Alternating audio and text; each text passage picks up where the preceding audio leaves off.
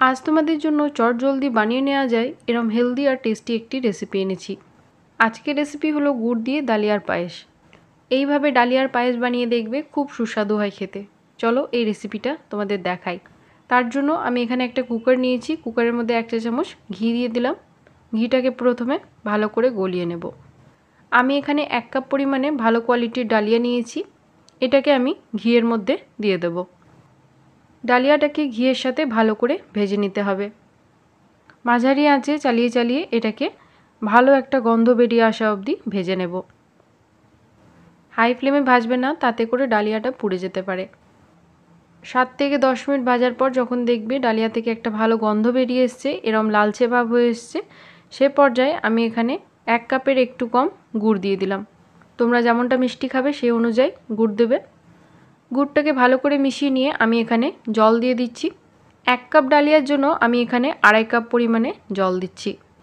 জলটাকে ভালো করে ডালিয়ার সাথে মিশিয়ে নেব। জলটাকে ভালো করে মিশিয়ে নিয়ে প্রেসার কুকারে ঢাকাটা লাগিয়ে দিচ্ছি। হাই আঁচে এতে 3 সিটি দিয়ে নেব। 3টে সিটি পড়ে গেলে গ্যাসটাকে বন্ধ করে দিয়ে প্রেসার কুকারটাকে ভালো করে ঠান্ডা হতে দেব।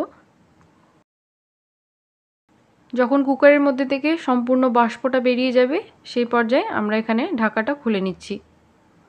দেখো ডালিয়াটা তো আমাদের ভালো মতো সিদ্ধ হয়ে গেছে। একবার এটাকে ভালো করে মিশিয়ে নিচ্ছি। এই পর্যায়ে তোমরা টেস্ট করে দেখে নিতে পারো, যদি মিষ্টি কম মনে হচ্ছে তো আরেকটু গুড় দিয়ে দেবে। এইবার আমি এখানে দিয়ে দিচ্ছি 3 কাপ পরিমাণে দুধ। এখানে আমি কাঁচা দুধের ব্যবহার করিনি, দুধটাকে একবার ভালো করে ফুটিয়ে নিয়েছিলাম, সেই দুধটাই আমি এখানে দিয়েছি। দুধটাকে ডালিয়ার সাথে ভালো করে মিশিয়ে নেব। এবার এটাকে নেড়ে নেড়ে কিছুটা ঘন করে নেব। এই পর্যায়ে অবধি পায়েসটাকে ঘন করে নেবে। ঠান্ডা হয়ে যাওয়ার পর এটা একটু শক্ত হয়ে যাবে, তাই আমরা এটা একটু পাতলাই রাখবো। আর শেষে এতে 1/2 চামচ পরিমাণে এলাচ গুঁড়ো দিয়ে দিয়েছি। এলাচ গুঁড়োটাকে ভালো করে মিশিয়ে নেব। আর এই আমাদের ডালিয়ার পায়েস তৈরি।